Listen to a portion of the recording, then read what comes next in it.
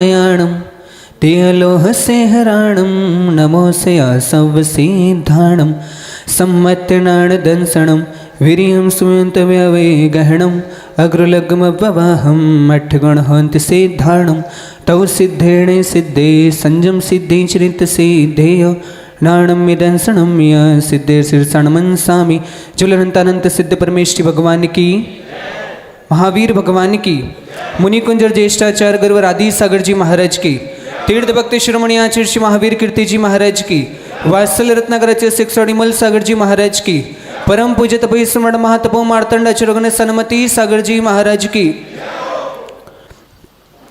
ज्योति स्वरूप तप तेज प्रवर्धमान यज ज्ञान भासित जगत्रय दिव्यवान आचार्यवान कुशल बहुभाष्य विज्ञ वंदे सदा परमधीर सुनील सिंधु जल परम पूज्य चतुर्थ पट्टाधीश आचार्य भगवान 108 सुनील सागर जी गुरुदेव की जय बोली समस्ताचार्य संघ की जय। लोक व्यवहार में कहते हैं कि एक बार भगवान ने जब गाय बनाई तो गाय को कहा कि मैं तुम्हें 60 साल देता हूँ, तुम्हें खेती बाड़ी करनी, हल चलाना है और लोगों को सहायता करनी है। तो गाय ने कहा 60 साल बहुत होते, 20 साल ही बहुत है। तो भगवान ने मान ली। फिर भगवान ने कुत्तों से कहा कि मैं तुम्हें 20 साल देता हूँ, तुम्हें वफादारी करनी है, घर के बाहर बैठना है। तो कुत्तों ने कहा 20 साल बहुत है, 10 साल बहुत है हमारे लिए। तो भगवान ने कहा ठीक है। फिर भगवान ने कहा बंदरों से कि मैं तुम्हें 20 साल देता हूँ, तुम्हें उछल कूद करनी है और लोगों को हंसाना है। बंदरों ने कहा कि 20 साल बहुत है, हमें कुत्तों की तरह 10 साल ही दे दो। फिर मनुष्यों की बारी आई। भगवान ने मनुष्यों से कहा कि मैं तुम्हें 20 साल देता हूँ, तुम्हें अपनी जिंदगी जीनी है।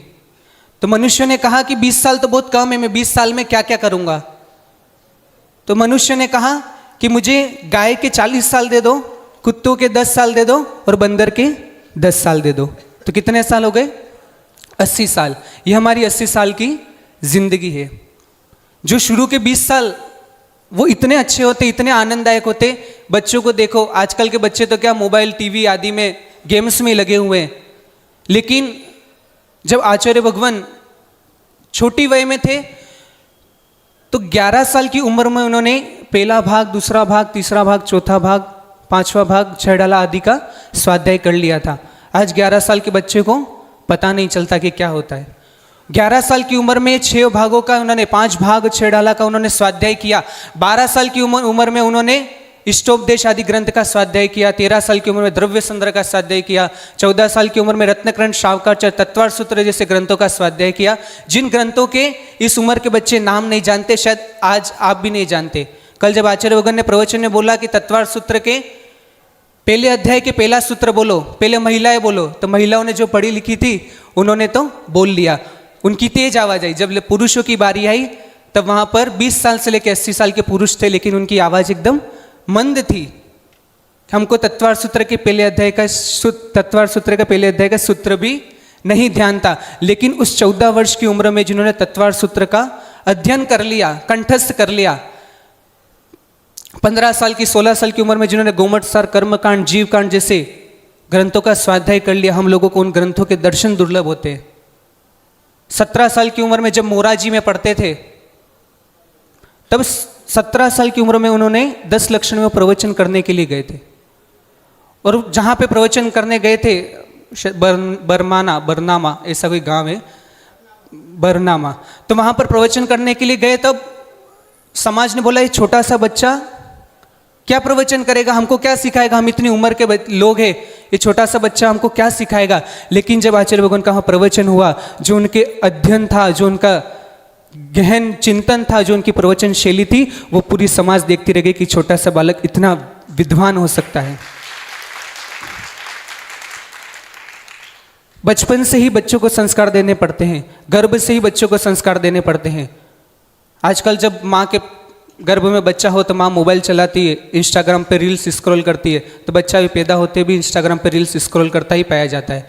लेकिन जब आचार्य भगवान की माँ के गर्भ में जब एक बालक पल रहा था, एक जीव पल रहा था, तब वो माँ को 5वें महीने में सम्मेद शिखर की यात्रा करने का दोहला आया। जब 5 महीने का गर्भ में बालक हो तो माता कैसे सम्मेद शिखर की यात्रा कर सकती? हम लोग तो उसको फूल की तरह रखते हैं, लेकिन उस माँ ने पैदल 27 किलोमीटर की सम्मेद शिखर की यात्रा करी और अनंत अनंत सिद्धों की वंदना करी।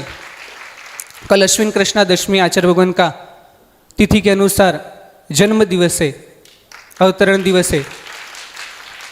तो 5वें माह में सम्मेद शिखर की यात्रा करी और जब 7वां माह था तब माँ को दोला आया कि मुझे सिद्ध चक्र का विधान करना है। अब शायद मध्य प्रदेश में ऐसी मान्यता है कि जो सिद्ध चक्र का विधान करता है उसको खड़े खड़े अर्घ चढ़ाने होते हैं। तो 7वें महीने का बालक जब गर्भ में है, उस माँ ने 124 अर्घ तक खड़े खड़े सिद्धों की आराधना करी, तो आज वो बालक सिद्ध की बनने की राह पर निकल पड़ा। तो बचपन के संस्कार, गर्भ से संस्कार मिलते हैं, तब जाके जीव इतना पुण्यशाली बनता है। और उन्होंने दीक्षा के पहले ही कई सारे ग्रंथों का उन्होंने स्वाध्याय कर लिया और उन्होंने तपस्वी सम्राट सन्मति सागर जी गुरुदेव के कर कमलों से दीक्षा धारण करी। साधुओं की आभा मंडल में रहने से, साधुओं के ओरा में रहने से हमें बहुत एनर्जी प्राप्त होती, बहुत ऊर्जा मिलती है। जब आचार्य भगवान प्रतापगढ़ में थे कोरोना के टाइम पे, यहाँ पर कोई बैठा हो प्रतापगढ़ में, प्रतापगढ़ के श्रावक जो भी चौका भी लगा रहे हैं, उनका भी वहाँ पे परमानेंट चौका लगता था। तो जब वहाँ पर थे, कोरोना का समय तक 11 महीने उस गांव में रुके। गुरु के गांव में रहने का प्रभाव, जब तक आचार्य भगवान उस गांव में थे तब तक कोरोना का एक भी पॉजिटिव पेशेंट नहीं आया। कैसी ऊर्जा होती है, कैसी शक्ति होती है, तेजस शरीर की जो शक्ति होती है, जो साधना की, जो शांति की, जो स्थिरता की, आत्मचिंतन की जो शक्ति होती है, वो शक्ति सब जगह सुभिक्ष छा जाती है। तीर्थंकर का संवत्सरण भी आता है तो चारों दिशाओं में 100 योजन सुभिक्ष छा जाता है। तो ये चलते फिरते हमारे रूप में महावीर भगवान विराजमान है।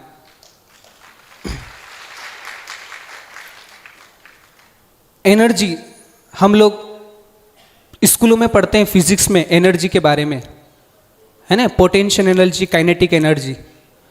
काइनेटिक एनर्जी क्या होता है कि वस्तु चल रही है तो वो काय से चल रही है? काइनेटिक एनर्जी से चल रही है। और अगर वस्तु रुकी हुई है तो वो काय से रुकी हुई है? पोटेंशियल एनर्जी से रुकी हुई है। ये तो हम 19th सेंचुरी में इसका ये फाउंड हुआ था, 19th सेंचुरी में इसके बारे में पता चला था।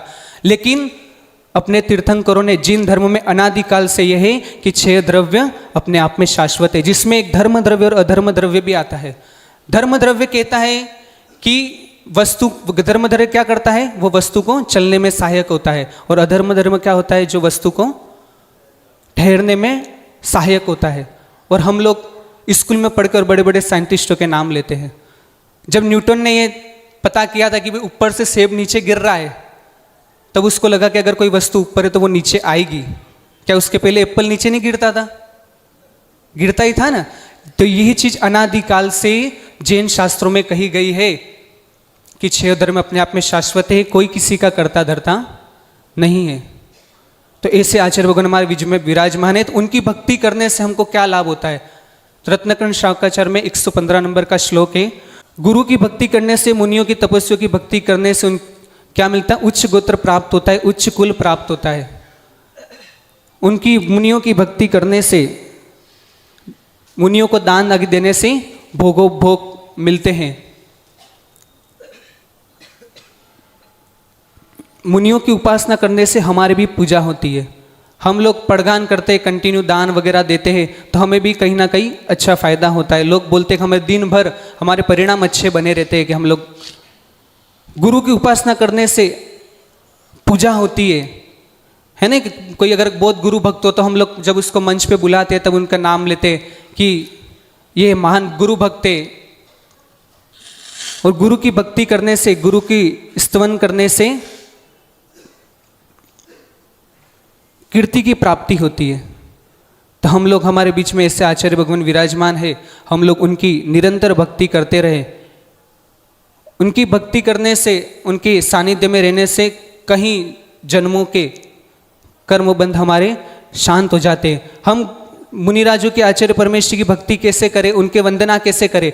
तो वंदना करते वक्त जब हम भी उनके दर्शन करते हैं तो खाली हाथ दर्शन नहीं करना चाहिए। जब भी हम उनको अर्घ्य चढ़ाते हैं तो 3 पूंज चढ़ाते हैं, सम्यक दर्शन, सम्यक ज्ञान, सम्यक चारित्रिक रत्नत्रय की प्राप्ति के लिए।